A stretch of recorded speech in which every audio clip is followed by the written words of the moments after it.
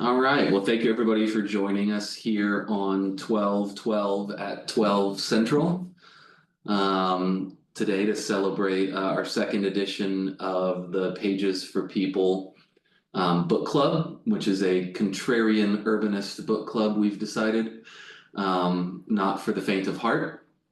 And here in our second edition today, we're going to be discussing The Death and Life of Great American Cities by Jane Jacobs.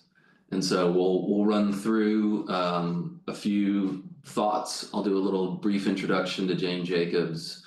We will have a little bit of a discussion with a few prompts, and I'm going to ask during that time, when we get to the prompts, that you use the raise hand feature. You should see it at the toolbar at the bottom of your screen. So use the raise hand feature, then I'll be happy to call on you, and we can have the conversation that way. In the meantime, as we're going along, this is designed to be an interactive experience, much more than our last one. And so if you have comments, links to share, names to shout out, whatever it is, please use that chat feature, which you can click on the bottom, and it should open a little menu for you on the right where you can leave messages. So I think let's start this time actually here at the beginning, and while we're waiting for just a few more people to join in, if everybody could go ahead and just jump in that chat and say hi. We can, if you want to put your name, in case your name doesn't show up as your username, go ahead and put your name, and if you're if you're a planner, like Andrea, who already added that in here, if you're an urban planner, go ahead and add that in there. If you're an architect, if you're a developer, what role you play, you may just be a concerned citizen joining us today. We hope we get some of those folks joining us as well. And then who you work for or where you work as well. So just go ahead and throw that in the chat, introduce yourself briefly. We can all say hi. To introduce myself, I'm Scott Snodgrass, one of the founding partners of Meristem Communities, and we are a real estate development firm that asks the questions: what if communities were designed for people, not for cars, capital, and corporations? And so currently our first and largest project is Indigo, which you can see right here. And it's in Fort Bend County. We're based here in Houston, in the suburbs of Houston is where Indigo is. So Mike Miller, welcome in. Mike, hope you're doing well. Executive VP at Red Oak Development Group, based here in Texas, and launching and running his first development with the firm in the Austin area, a couple of them. Hi, Don, California-based architect.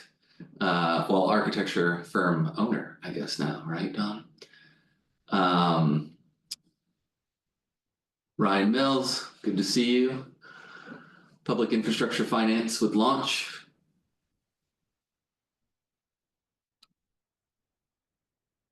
And then Sarah, AgriHood consultant and manager based in Orange County. Sarah, good to see you. Glad you made it in this time. Sorry for the confusion last time. Jake Burgess, land planner with TBG and a concerned citizen. I like that, Jake. We should all be concerned citizens, right? And then Rick, thanks for joining in. Glad to see you here today as well. Ash and Lime, downtown and neighborhood planning, and so much more, I'll add. But happy to see you working more and more in the Houston market as well, Rick.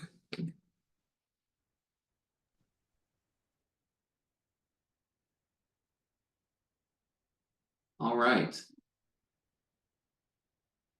Let's go ahead and get started today. Oh, sorry, Andy, thanks for joining in there. Half associate in the Houston office, community and mobility planner, but lives in the New Orleans area. Welcome, Andy. All right. So we got one more joining in. All right. So today we're discussing maybe the most seminal work in the contrarian urbanist bookshelf. Mine normally sits on this top shelf way up there, which is the must-read list that I give people if they come in. But I actually left my copy at home last night as I was doing some final brushing up through the book. And so we started off with Cities for People by Ian Gale, which is a little bit more technical and really talks about the detailed nuance that I think Death and Life actually tells the story of. And then Cities for People is a little more of like the actual manifestations and measurable stuff there. And so, let me see here, sorry. There we go. So Pages for People, as I introduced earlier, and as you can tell by the upside down Main Street, is a contrarian urbanist book club for architects, planners, developers, government employees, anyone involved in the development world, and then concerned citizens as well, who I think we've all seen more and more getting involved in commenting on and being involved in votes and showing up at city council meetings, talking about the housing crisis and caring for their communities. So I always refer to Jane Jacobs as Dame Jane. She's not actually officially a dame by any means, but I think in the urbanist world certainly deserves it. She's an author, an editor, community activist, and I would say she was the original contrarian urbanist. I'm sure there were others before her, but at least in my world, she sits as the first contrarian urbanist that I was exposed to. And she was an editor of multiple different publications over her time. You know, she was very much involved in the communities she lived in, both in New York City as well as after she moved into Toronto and being involved with communities there and how their cities interacted with neighborhoods. Very specifically, she advocated for the neighborhoods she lived in, very specifically on like every individual issue, but then she also got involved in some of the larger movements in both of those cities over time. Maybe most notably was her being the arch nemesis of Robert Moses, a very influential figure in New York City, who worked to increase highways through the city, among other things. I'm sure there's more to the story than is commonly told, but Jane and Moses seem to be at odds in a number of public meetings, and they both had relatively unkind things to say about each other. And so we know there was definitely some conflict there. But I think what she's probably most known for is the things that she covers in the book. And so we'll start diving in. And I would say that even most of these contributions come from the Death and Life of Great American Cities, although some of her work, especially on the economics of cities, she wrote on more extensively. I think she has two like full-length books on cities as economic engines, as well as a number of papers and other writings. And when she was asked, I believe, you know, in her 90s, she was asked like what the most impactful contribution she had made to cities was.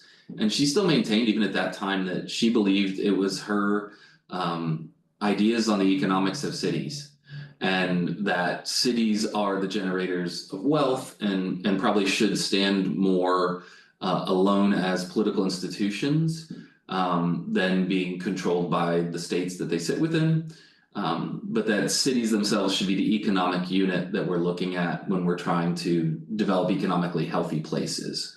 And she wrote extensively about, you know, a city would need to import things as it was growing, but that really the way the city that grew economically was not just adding more people, but it was by bringing most of its production of goods within its own economic control. And so she really saw that the vibrancy of a really healthy city was one that produced the majority of its own goods and then exported to other cities. And so it's maybe a bit of just an internal look at the city and not looking at a region as a whole. But her other contributions that all, I believe, come from the Death and Life of Great American Cities. I think everyone's familiar with the phrase eyes on the street.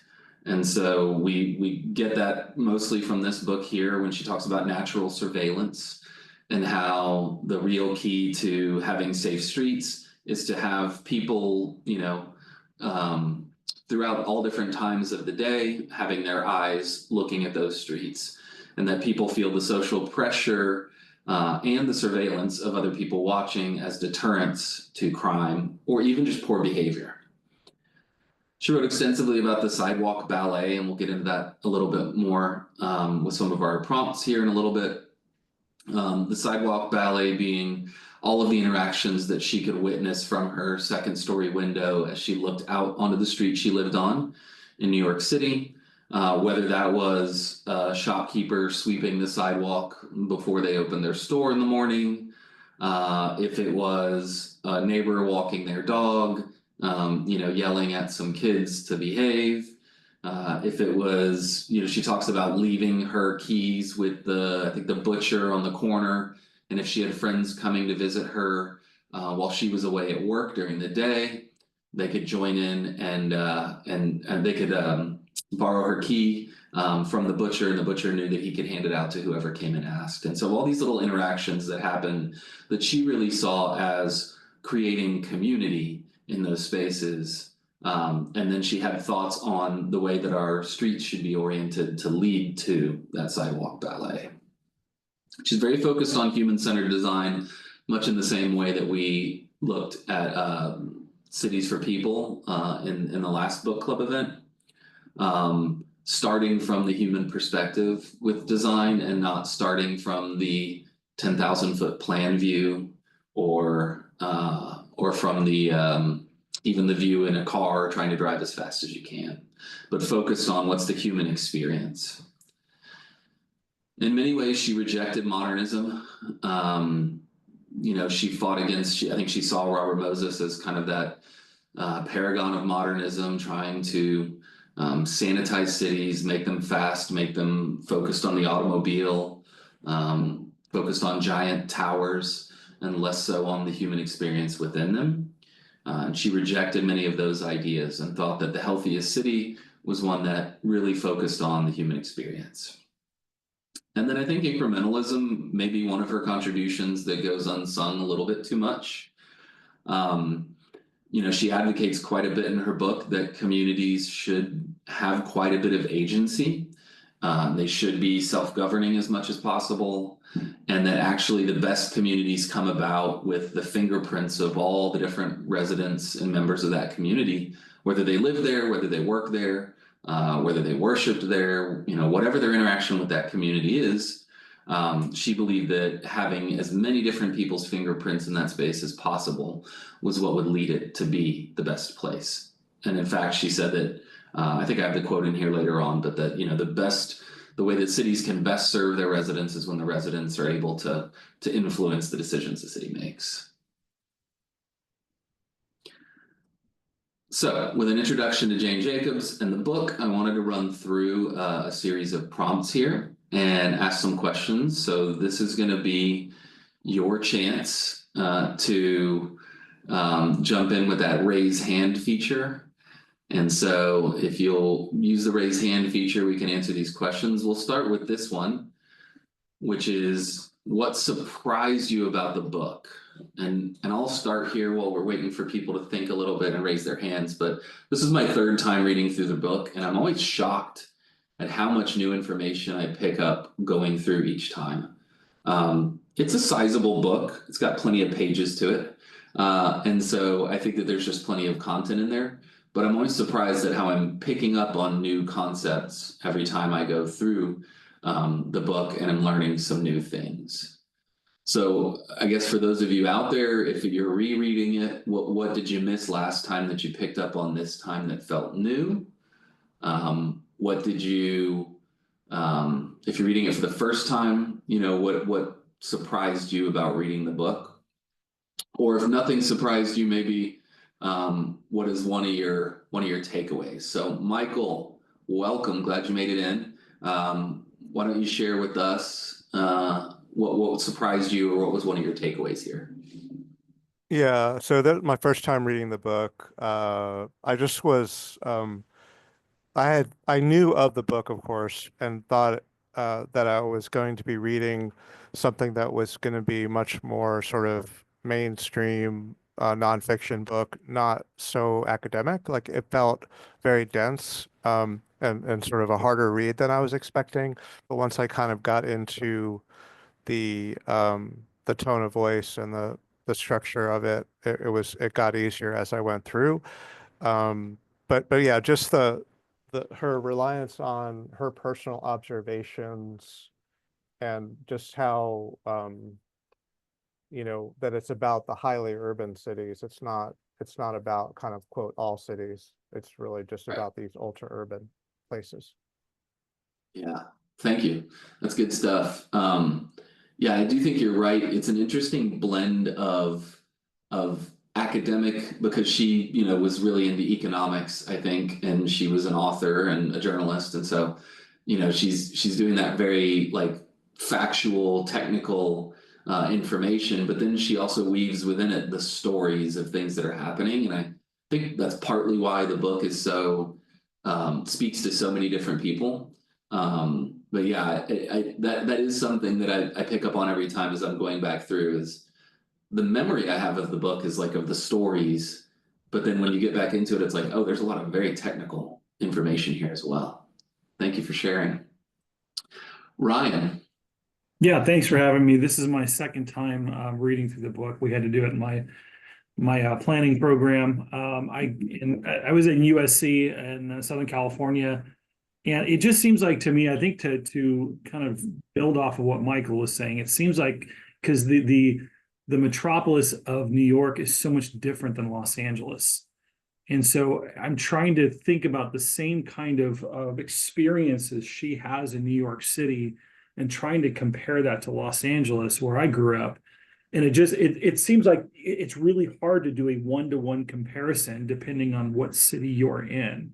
So I think while, when you take a look at the way that she looks at kind of all of her experiences she has with all the different interactions, it's different when you have a sprawling city like Los Angeles, where they're trying to kind of make it into. I used to work for LA County Metro, and that's we were dealing with that all the time of building. We were building the Purple Line down Wilshire Boulevard, and trying to figure out all these different, the transportation planning aspect of it, of trying to make Los Angeles a New York, but it's just a very different place. So it's a little bit tougher for me to kind of translate that experience. New York into Los Angeles. Yeah, it'd be interesting to see if she had any comments on the city of Los Angeles in her later days. I might surmise that she would say it's much of it's not a city, it is one giant exurb, or something similar. And I think, I live in Houston. I think she would say the same thing about much of Houston and plenty of cities throughout the West and South in the United States. But certainly I didn't understand the book to the level that I feel like I do now until I went and walked through Greenwich Village. Yeah. And I think that made a big difference in translating some of those ideas. So I'm with you there. Thank you, Ryan. All right, Don, what do you got for us?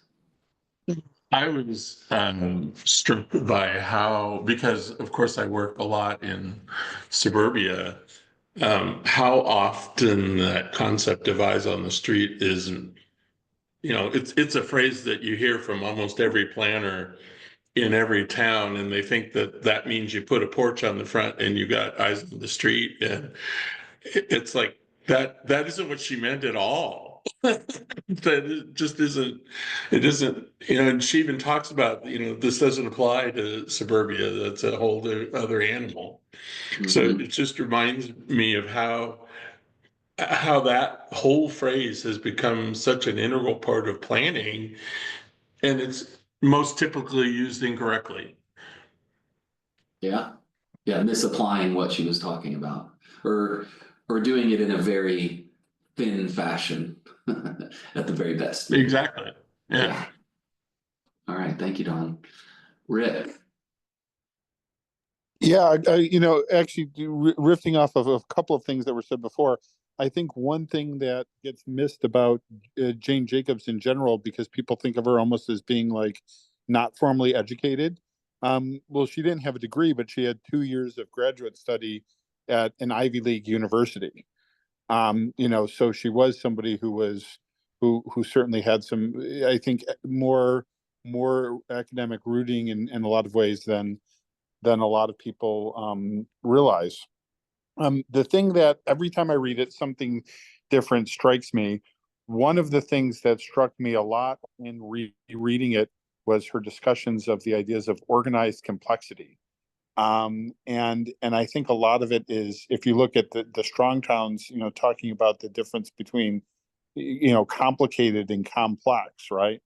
Like, I think that there's an ongoing, even to this day, inability of our system to think in terms of something that has organized complexity rather than just being complicated, right? Something that, like, a city is not reducible to an engineer's calculations, and the types of interventions that you have to have in a complex system where you don't know what's going to happen, right? You don't know, if we shut down the street, how exactly are people going to respond?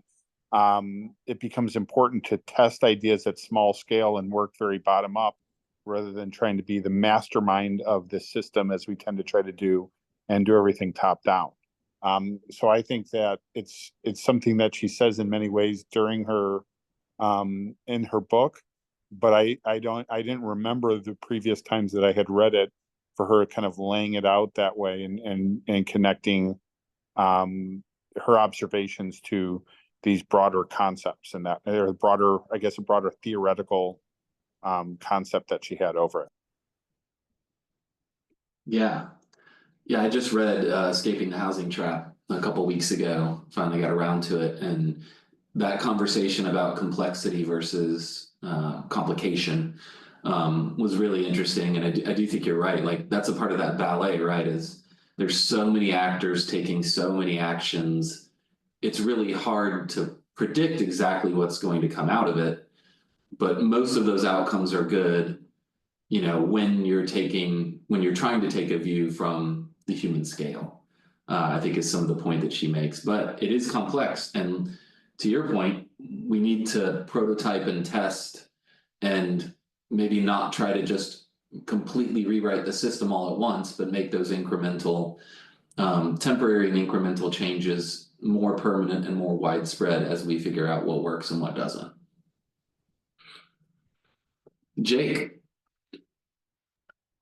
Yeah, so we read it in school, and then so reading it again, kind of 10 years into my career, I think a lot of the things people are saying about, she's writing about a very dense, very urban place.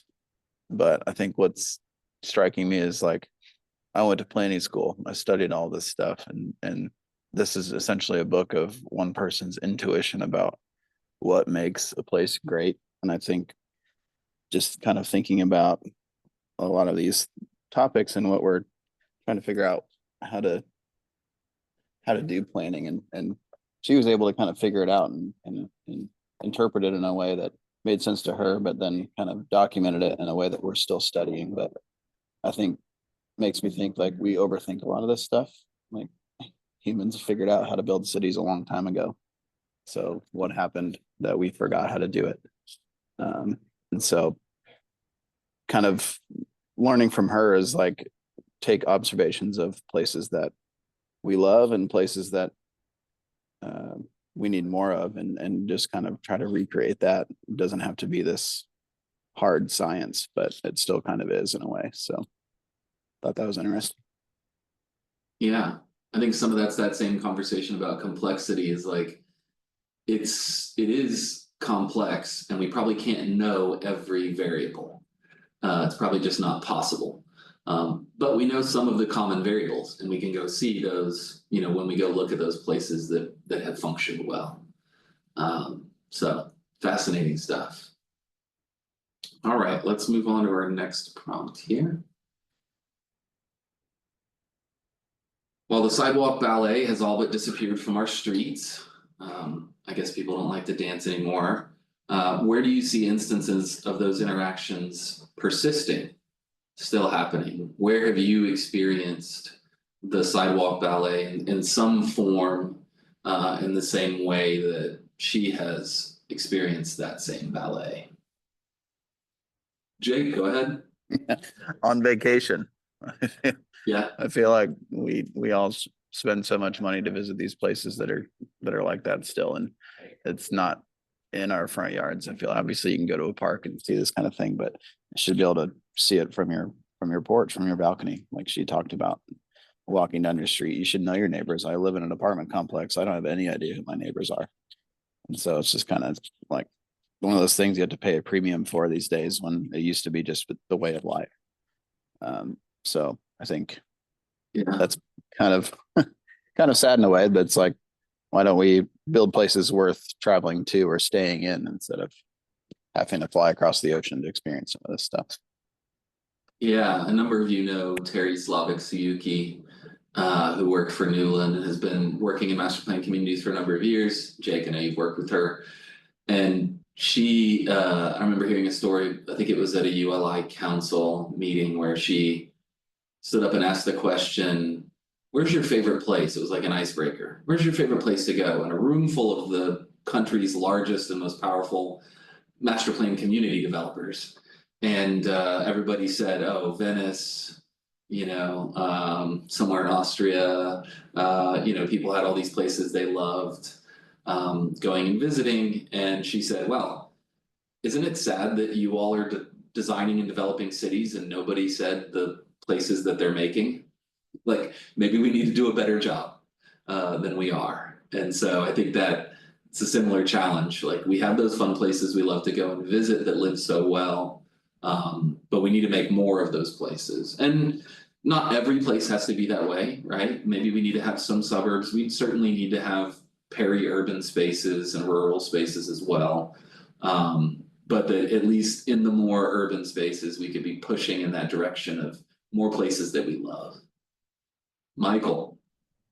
Yeah, I was gonna say that the experience I have in Houston with this sidewalk ballet is really very localized places that I drive to, right? So I'll drive to a coffee shop and a strip center over in the Montrose area, and we'll meet. I have a meetup, like a social meetup there for some board games, and there's people doing laundry and people going to the other, just like she describes, like, but all right outside this little parking area in front of these several retail places, or going to city center and then walking around in city center. So I think we have like pockets that we've curated and designed, but you have to drive to them, and then you park in the central, garage that's like behind everything.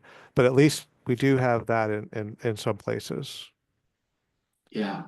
Yeah, Houston, I think a lot of people sleep on Houston. We're famous now for our lack of zoning in the past couple of years, but I think what we actually score, when you look at different walkability indexes, we actually score very well in some of them. And frankly, some of it is that mixing of uses that other cities don't have as much of, where you might be able to live around the corner from that strip center and you can go handle 3 or 4 of those things all at once. And then that's what gets people out between those businesses and really creating that ballet. But I absolutely think you're right. There's plenty of places to go in what certainly is a car dominated city, but to still see that ballet existing. Ryan. Yeah, I was gonna say in Dallas, I mean, those pockets are few and far between.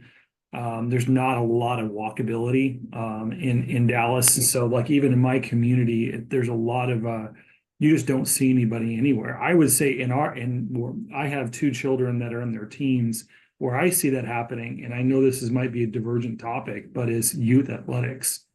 Everywhere I go, if you ever want to run into people and all your friends end up being all your kids, the parents of the kids, there's thousands and thousands of parents that's where everybody congregates. And so but once again, you drive to it, there's thousands of people. They have food trucks, they've got sometimes DJs, they got a whole kind of just community around it. But then when you're done, you drive home back to your very quiet community where there's nobody walking on the street. Yeah. Yep. Good stuff. Andy. Just because I guess I heard the mention of kids, it sparked my memory of being a student in college and walking around campus. That was really a beautiful opportunity to witness that sidewalk ballet. And of course, I knew people on campus because I went to UT, massive university. You know, you can kind of disappear in among the sidewalk ballet, but then at the same time, see like strangers' faces who you recognize and even friends who you meet up with. But everybody's going off in different directions on their own missions to study and go to class or grab lunch or what have you. But I've always thought, you know, since I left school, how can we replicate that type of environment throughout the rest of the world? Because it's such a lovely place to be, full of so many good memories. Living close to campus, being able to walk to campus, and then walk home safely at the end of the day, at the end of my studies. So that's just something that I reflect on very fondly. Yeah, I remember, I don't know, a couple of months ago, seeing a video kind of making the rounds. I think it went around LinkedIn too, and it was, I think, an urban planner who was saying, hey, you know, all these people talk about college being the best years of their life, and they think it was because they didn't have a job. And, you know, they were studying and they had friends. And he's like, for most people, it's because you lived in a walkable place. That's why college was the best years of your life. And so he was like, we just need more places like these college towns that have managed to remain more walkable. And maybe it's because they're a historic university that predated the automobile's influence, or in the case of the University of Texas, it's because it was intentionally, you know, planned to be a walking campus in a dense urban environment. So hook 'em. Let's jump into one more question here. And then I want to, we're actually going to try to go on a little bit of a walking tour. So this is a question I want to get to here. Dane Jacobs famously said, cities have the capability of providing something for everybody, only because and only when they are created by everybody. But so I had read this quote really as like an agency quote, and I think it is, right? It's about people in a neighborhood having influence over the place they live. But in my head, this just went to like, oh, that's like public comments at a meeting, and it's asking residents, it's part of the planning process. What do residents want? What are they missing in their lives? But as I reread the book over and over again, and as we see right now, a movement towards incrementalism happening in development. So we have the Incremental Development Alliance. You know, Strong Towns is talking a lot about incrementalism these days.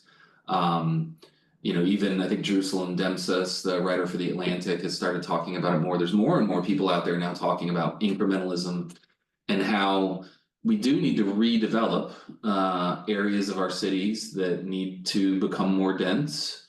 And that it's going to be really difficult to do that on a large scale, and it's going to be destructive, and there's going to be too much collateral damage to try and, you know, condemn a whole neighborhood and you know, clear it out and rebuild more densely. And so I think people are realizing now that a big part of the solution is building a whole cadre of developers across the country, in every city, in every village, who are doing small scale development. You know, I think back to Jim Hyde and his work with building small. You know, this is really saying that we need thousands and thousands and thousands of people doing a few small scale developments at a time. And so the question here is, you know, these great cities were all built very incrementally, one building at a time, often not by a developer, but by the business owner. And then that building was added onto, and it was adapted. And, you know, as we decided we needed to have fire sprinklers, they were added. As we became more auto-dominated, garages were built, you know, whatever it is. You know, we add in all these things and change these over time. So why did incrementalism all but die in the past 50 to 75 years? I'm interested to hear your perspectives on why you think it is that incrementalism has mostly ceased to exist. Or, you know, this is a contrarian book club, so you could also disagree with me and say that it hasn't disappeared, and maybe I'm just not seeing it. All right, Jake, start us out. I think a lot of it probably has to do with regulation and zoning codes and navigating through the city regulation process. I feel like is a big detriment to a lot of people. They kind of look online and see how to get something approved, and they realize that they don't understand what half these words mean and all this. It's a big, long, drawn out, complicated process. And they just think, I could never do that. I don't know what any of this is. And instead of just doing something that would benefit their neighborhood, they have to go through all this paperwork and public meetings and comments, all for it to potentially get shot down by NIMBYs. So I feel like the way our approval process and all that goes to getting public input, and yes, well, we need public input in urban planning, but I feel like that's a big barrier to entry for just a mom and pop developer or just somebody that wants to add a bike lane on their street. So yeah, and I think that's an important distinction too, is that there really can be two different classes of incrementalism. You know, one might be like the folks at Incremental Development Alliance, like Monty Anderson. I know a number of you probably know him, based in the Dallas area. And so like Monty is a developer, and what he does is go do a bunch of small different developments. You know, the scale ranges a little bit, but a lot of smaller things is what Monty's really focused on. So his impact is great because he's done a number of projects over the years and carries more than one at a time. But then you have the other side of the coin, which is the small business owner themselves just going and building their building that fits their needs. And so certainly we've created a system with zoning and planning and other regulations that requires expertise to engage at all with that process. And I think you're right, that's excluded the individual incremental development, which frankly was probably most of the development we had in the past in these areas. So I think it's a great point. We're going to blame it all on the cities. Anybody have any other ideas? Well, I think that probably connects to, I think that that's absolutely true, but I think that it connects to a bigger picture, which is that like the way that we develop has become like it's very technocratic, it's very corporatized, like it's the whole top-down thing, of which overregulation and red tape are just elements, as are, you know, the fact that I get hired a lot just to help mom and pop people get entitlements and navigate the zoning code. Like you need to be an expert in order to even understand what the heck these rules are. But more broadly, like, you know, the streets our streets are designed by engineers that have a very specific, you know, way of looking at what their roles are and what the role of a street in the city is. And whether it's small businesses, small developers, everybody else gets cut out of this mix in a number of different ways. Like the whole game is very skewed in that regard. Yeah, I would definitely add banks into that mix.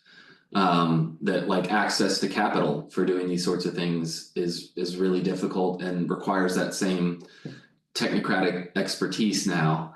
That you have to have this crazy understanding to go and borrow some money. And then all of those formulas, you know, the profile, you know, sometimes they call them like a lender's box. That's like you have to fit within this set of parameters for the bank to lend to you. Those are all skewing towards larger and larger projects. They don't make sense at the small scale anymore. So yeah, but I think you're definitely right. Again, it's complex, right? There's a whole bunch of interactions happening. Ryan.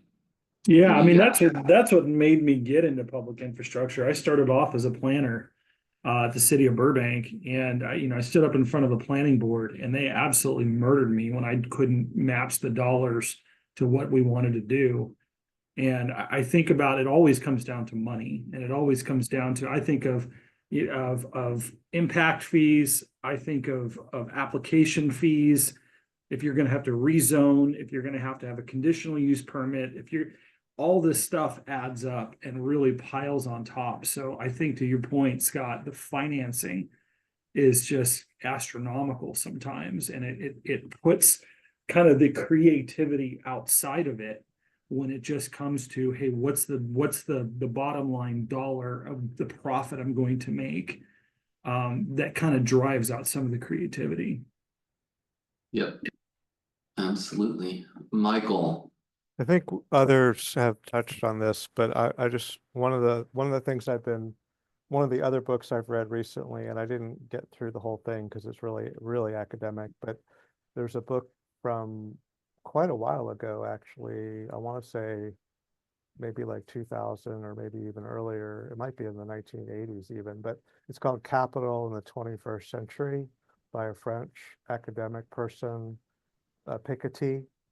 Yeah, Thomas Piketty. Yeah, Mhm. he I think looks it was at, early 2000s. okay, yeah, he looks at the distribution of wealth and income across like pretty much every country in the world, all the major countries in the world, going back to like, he actually talks about it going back to like, before, 2000 years ago, but a lot of it is just about what happens when a culture or a country reaches higher levels of inequality with wealth accumulation, and then what happens when, what sort of political and social ramifications or reactions occur. And one of the things that occurred to me is that Jacobs was writing still in the post-war boom, where the wealth accumulation had not peaked out yet, right? It was still, World War I and World War II allowed the wealthiest people to have maybe twice the annual income per capita, but now we're up to almost 10 times. The wealth accumulation is 10 or more times the annual income per capita. And so I think we're getting to a point where there's just not a lot of people have the means or the access to capital to do what they want. Right. And the few that do have an enormous amount of it. And so then the system gets skewed towards serving them, Right. Which makes it even more difficult for people to build wealth, and the cycle perpetuates. That was a great book. And I think we're seeing, people ask questions about why we're so politically divisive right now. And I think, part of it is that there's a lot of people who are struggling to make ends meet right now. And that it may not be that inflation is the enemy. It may be that inequality is what's leading so many people to not be resilient through inflation by itself. So I think that's the economic times are certainly a big part of it. Andy, why don't you wrap up thoughts on our question here, and we'll move on. Oh boy. Okay. No pressure. Bring us home. Well, yeah, obviously this is a really complicated topic, but kind of going back to what others have said about the system becoming overly complicated and keeping people out, barring people from operating within the system. I think that not only the term technocrat is probably a nice way of putting it, but I do think that sometimes engineers and planners have a bit of a God complex, in that, especially planners, at least from my experience, they have really great intentions, and they see that because incrementalism has somewhat died off, that there's an even greater need to serve communities. And so obviously they're really well intentioned, but then they have to go, or they feel the need to go overboard and make these huge plans, and instead of making those smaller changes over time, just kind of trying to get it all done in one fell swoop for the good of the community, quote unquote. So while it's probably not an evil thing for them to do, an evil approach, sometimes it probably is not really in the best interest. And once those larger plans get implemented or start with the best intentions, they can be overturned again by kind of that political swinging and economic swinging, huge swinging of that pendulum. So I think that, yeah, it's a bit of a psychological thing within our own industry that has kind of caused that to exacerbate over time. Absolutely. And I know within the planning profession, I've seen the conversation since the early 2000s kind of it's shifted from like planners are smart and should be the ones that control what happens to advocacy planning, where it's like, okay, well, we need to find out what these people want and need, and then we need to go do that thing for them. To now even seeing a shift more towards the planner being a third party observer and a technical expert, but who's really just there to support the community, advocating for itself and designing itself. It'll be interesting to see, different parts of the country and different communities are all in different places in that scale. But hopefully, as we continue to see the profession move in that direction, it may open up again opportunities for incrementalism that were blocked by the planning profession in some ways, as well as it comes back to, our job is to advise in this planning position. And then obviously city councils are going to make their decisions based on the political pressure that residents put on them. And I think that we may see this continue to push, and incrementalism have an opportunity to come back there as well. So if you'll bear with me for 1 second, we're going to spend the last 10 minutes here. We're going to switch over and we'll come back, but I want to see if we can do a little bit of walking. Don't get up from your desk. We're going to do it virtually. Oh, I went right back to the wrong screen. Let me try that one more time. Here we go. So I'm sure many of you recognize Manhattan, and there may be a bit of a lag, but it should pop up here for you in a second. And so today we just wanted to go and actually see some of Jane Jacobs' neighborhood. All right, looks like it should be working now. So, the greater New York City area, Manhattan being here in the center. And then you'll see West Village, Greenwich Village, kind of Chelsea area here. So this is the neighborhood that Jane Jacobs was talking about when she was doing her writing. NYU sits right on Washington Square. A lot of it sits right on Washington Square over here.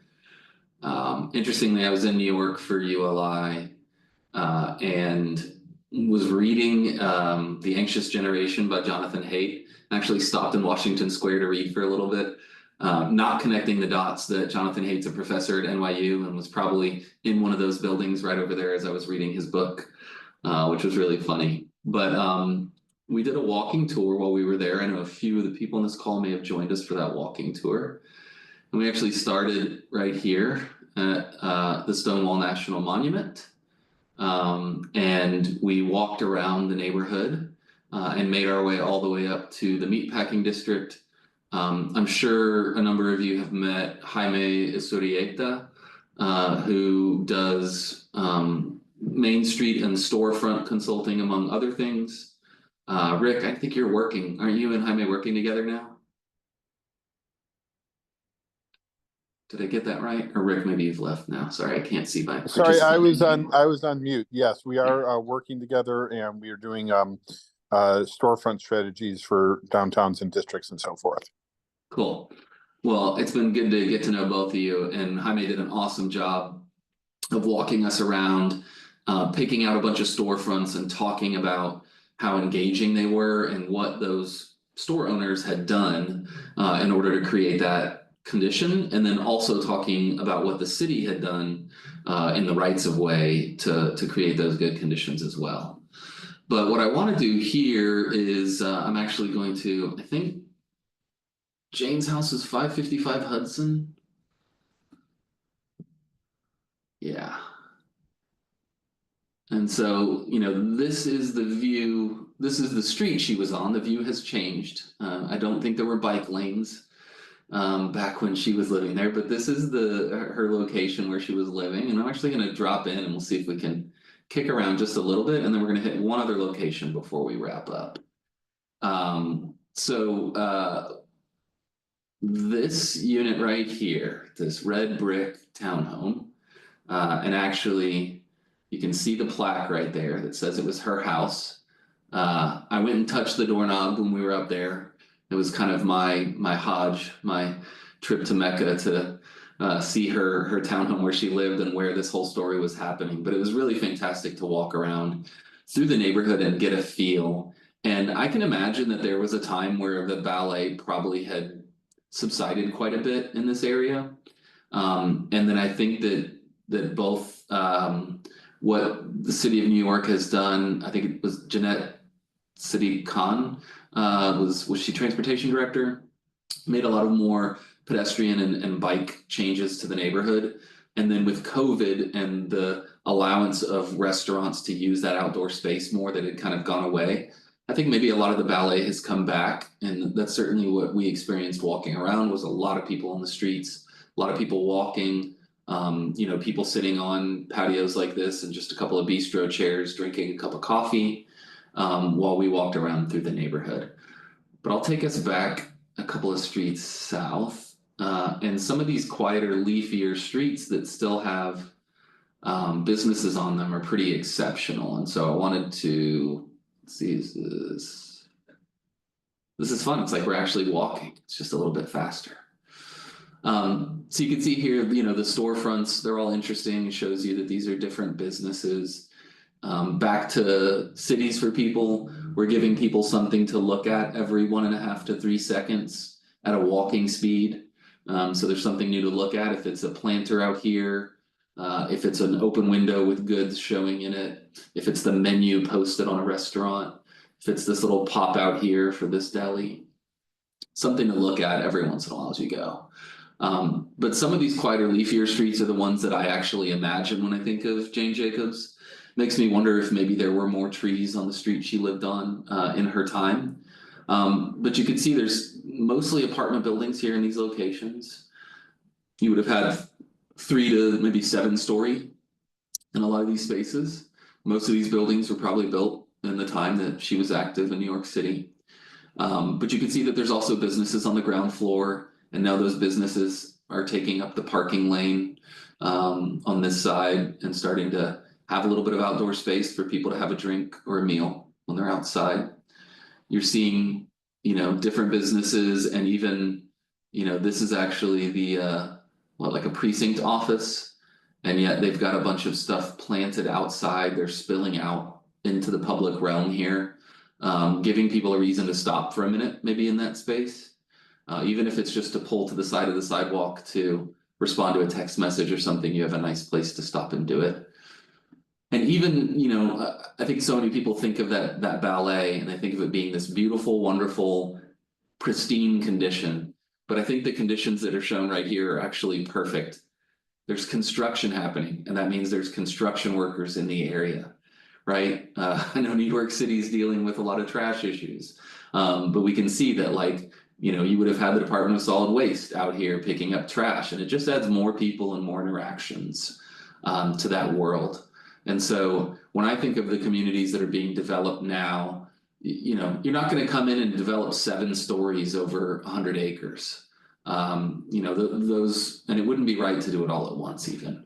But how can we move towards developments that maybe start with some density like this in the center, and then certainly allow for more density over time? And actually at Indigo, we are getting ready to amend our homeowners association rules at the moment, and are in the midst of stripping out as much of those controls as we can, trying to provide for more adaptation in the future. So it is 12:58 Central Time. We're running right up on the end here. And so, sorry, I was gonna run us through some images of the same streets. And this is one more place I wanted to hit as well. This is in Toronto on Ossington, north of Queen Street.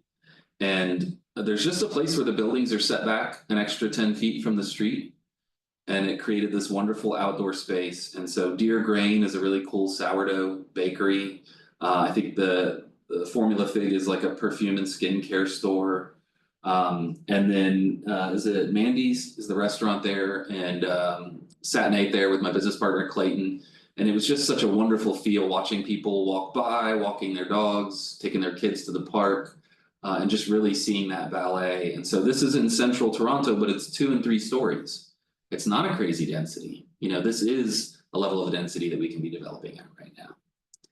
And then this is Queen Street as well. Just again, looking at the messiness of the urban cities that are vibrant and how maybe we sanitize things a little bit too much these days. So it's 12:59. We nailed it, everybody. Thank you. Y'all really appreciate the input everybody had. I hope these conversations can continue to grow and we can be inspired by not just these books, but the work that we are all doing together, or the work that we aspire to do, or the impact that we're trying to have on the neighborhoods that we live in.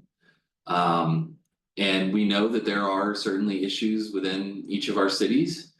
We've looked very much at the technical side of things through Cities for People specifically, and now Death and Life of Great American Cities. But I'm excited that announcing our next book, Your City is Sick. And so we'll be talking with this next book, and we'll announce the date for the next event here soon. But this next book takes a deeper look at socially and programming and kind of heart reasons why cities are sick. What's the belief that people need to have in their city, and how can we foster that to get people more proud of their city and therefore more involved? Because ultimately we need the resident involvement to make our cities great places. So with that, thank you again for your time today. And I will log out here before we just hit 1:01. We ran over, but good job, everybody. Thank you so much. And we'll continue posting things in the Facebook group. If you haven't joined yet and you want to, connect to me however you can. Send me an email, a text, a direct message on LinkedIn. Scott Snodgrass with Meristem Communities, signing off. And thank you so much, everybody. Thanks, Scott.